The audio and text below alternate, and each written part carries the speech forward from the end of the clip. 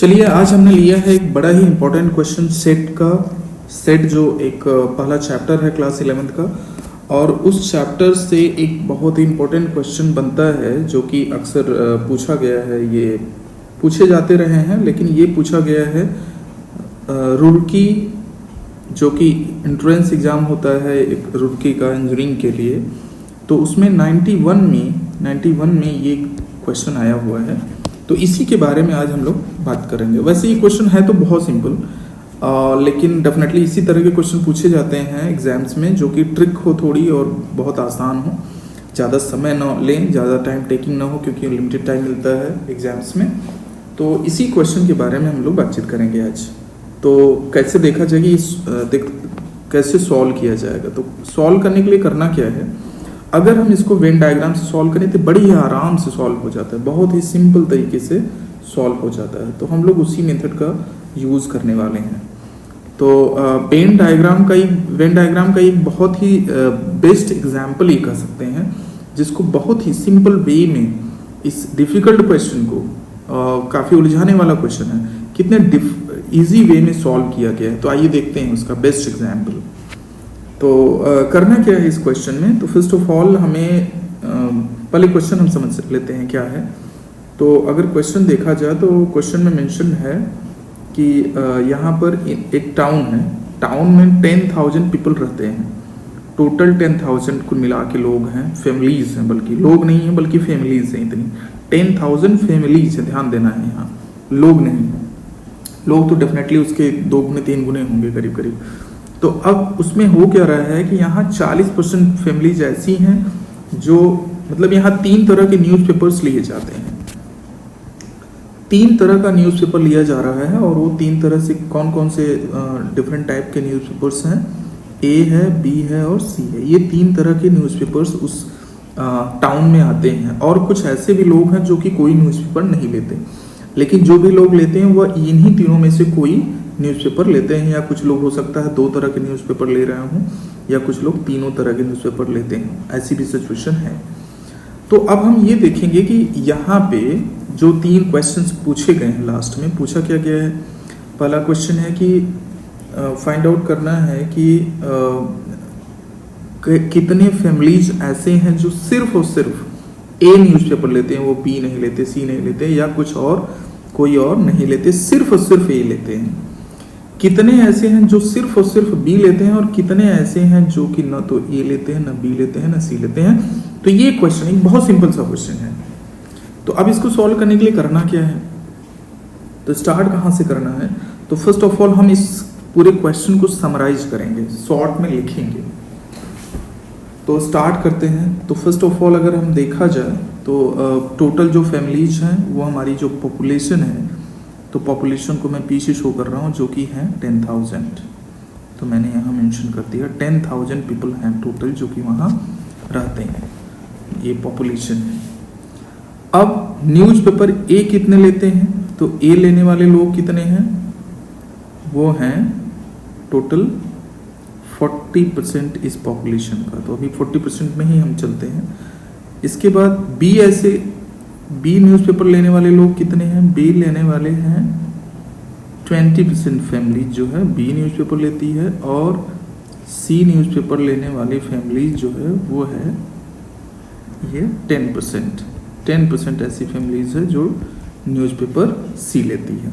तो ये तो क्वेश्चन का एक सेगमेंट हुआ। अब आगे बढ़ते हैं, और क्या क्या दिया हुआ है। इसमें बोला है कि 5% ऐसी फैमिलीज है जो ए और बी दोनों लेती है। यानी इसको हम अगर मैथ्स के टर्म में कहें तो इंटरसेक्शन के टर्म में हम शो कर सकते हैं कि A intersection B is equals to 5% है। इसके बाद देखिए अगला जो पार्ट है वो ये है कि so next is A intersection B is 5%। और फिर दिया है कि ऐसे 3% ऐसे लोग हैं जो बाय करते हैं, 3% ऐसे लोग हैं जो बी और सी को बाय करते हैं। तो मैंने लिख दिया है यहाँ बी इंटरसेक्शन सी, दोनों को कॉमन है, तो ये हो जाएगा 3% लोग ऐसे हैं। और उसके बाद 4% ऐसे हैं जो कि ए और सी को बाय करते हैं। तो मैंने लिख दिया ए इंटरसेक्शन सी ऐसे हैं जो कि 4% लोग हैं। इसके बाद आता है कि 2% families buy all the 3 newspapers. यहाँ ये भी कंडीशन दिया हुआ है कि A intersection B intersection C तीनों बाय करने वाले लोग कितने हैं, वो हैं 2% लोग। 2% ऐसे हैं जो कि ये तीनों बाय करते हैं। तो ये पूरा क्वेश्चन मैंने समराइज कर दिया है। तो अब ये पूछ रहा है कि सिर्फ और सिर्फ यहाँ पे दिया है 40% A परचेज करते हैं, लेकिन उसमें कुछ B भी और कुछ C भी लेने वाले लोग होंगे। सिर्फ और सिर्फ 40% A नहीं लेते। पूछा है कितने ऐसे हैं जो सिर्फ A लेते हैं, कितने ऐसे हैं जो सिर्फ B परचेज करते हैं, और तीसरा है कि कितने ऐसे हैं जो इसमें से कोई भी परचेज नहीं करते। तो ये एक देखते हैं एक वेन डायग्राम की हेल्प से सॉल्व कैसे होता है क्वेश्चन। तो इधर एक तरफ मैंने पूरा क्वेश्चन समराइज कर दिया है कि A B C A intersection B B intersection C all that and everything, the whole question is summarised, you can go through. अब इसको हम सॉल्व कर रहे हैं। तो सॉल्व करने के लिए करना क्या है, एक एक करके स्टार्ट करते हैं। तो फर्स्ट ऑफ ऑल हमने एक सर्कल बनाया। सर्कल मैंने ड्रॉ कर दिया, एंड सर्कल ड्रॉ करने के लिए सर्कल की हेल्प ले लेते हैं। तो ये एक सर्कल हो गया, और मैंने एक दूसरा सर्कल भी ड्रॉ कर लिया। Suppose I am taking the help of this, it is better. तो मैंने एक दूसरा भी सर्कल ड्रॉ कर लिया। ये 2 सर्कल हो गए, और एक तीसरा सर्कल भी मैं ड्रॉ कर ले रहा हूँ। तो ये 3 सर्कल मैंने ड्रॉ कर लिए। अब इसमें करना क्या है, एक एक को शो कर देते हैं कौन क्या है। तो ये मान लीजिए ये सर्कल ये A लैंग्वेज को शो कर रहा है, ये B न्यूज़पेपर को शो कर रहा है, और ये C न्यूज़पेपर को शो कर रहा है, तीसरा वाला। अब हम स्टार्ट कहाँ से करेंगे, तो हमारा सबसे मोस्ट इम्पॉर्टेंट पॉइंट यही है। तो हम स्टार्ट करते हैं यहाँ से। आपके दिमाग में ऐसा होना चाहिए, क्योंकि ये तीनों में कॉमन रीजन है, वहीं से शुरू करना है। यही ट्रिक है इस क्वेश्चन की। तो यहाँ से शुरू किया, और मैंने लिख दिया यहाँ 2%। और जब यहाँ 2 हो गया, फिर उसके बाद हम बात कर रहे हैं, चलिए एक एक बैक चलते हैं। अब हम यहाँ आते हैं। यहाँ पे क्या लिखा है, A intersection C is equals to 4, यानी A और C का 4 है, लेकिन 2 ऑलरेडी A और C में देखिए कॉमन में ही लिखा हुआ है। तीनों में कॉमन का मतलब A और C में भी कॉमन है, तो उसमें से 2 कम कर लिया, और ये आ जाएगा यहाँ पर 2। तो मैंने यहाँ मेंशन कर दिया 2। तो इसको ये कलर चेंज कर लेंगे तो और अच्छा रहेगा। ये मैंने लिख दिया 2। तो ये केवल A और C में, ओनली A एंड C, और A और C में पूरा कितना है, तो that is 4, that is quite mentioned.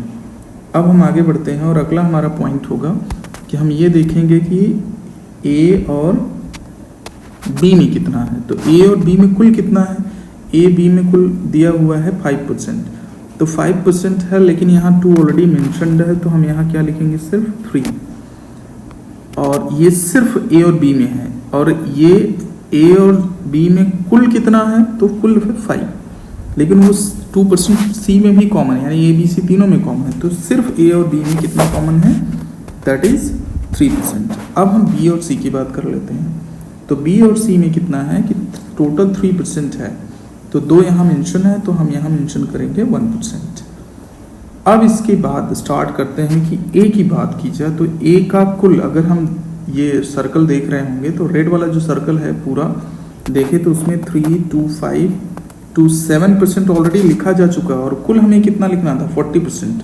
तो बचा कितना, 33%, जिसको हम मेंशन करने जा रहे हैं आगे। तो हमने मेंशन यहाँ कर दिया, चलिए 33%, जो कि सिर्फ A में है, सिर्फ A, कॉमन नहीं है। अब आगे आते हैं, सिर्फ B की बात कर लें। तो B में कुल कितना है, कुल है 20%।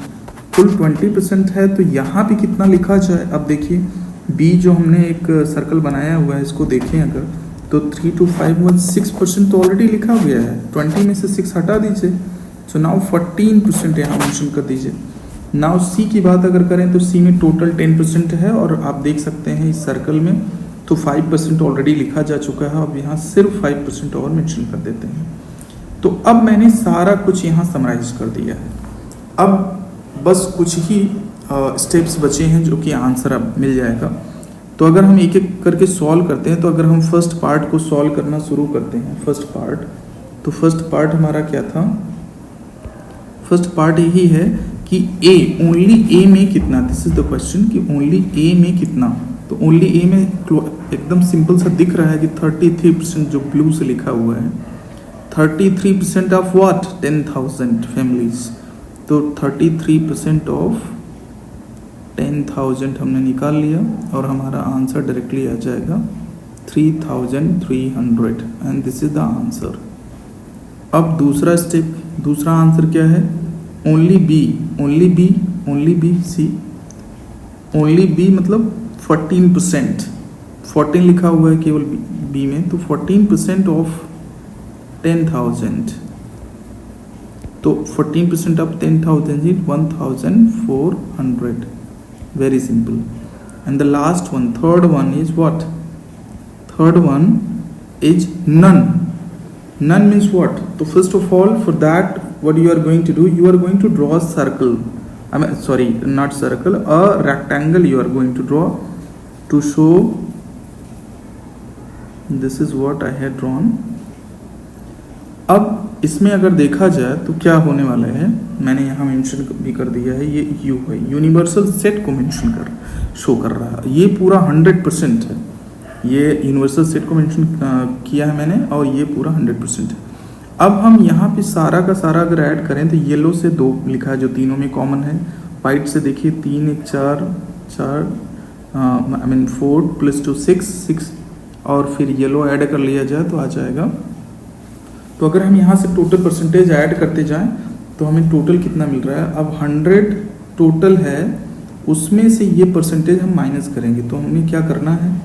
33, मैं एक तरफ से चल रहा हूँ, 33 + 14 + 5, पहले ब्लू वाला और फिर हम कॉमन रीजन वाइट वाला हम देखते हैं, तो ये आ जाएगा हमारा +3 + 2 + 1 एंड लास्ट में +2 again which is common in all the 3।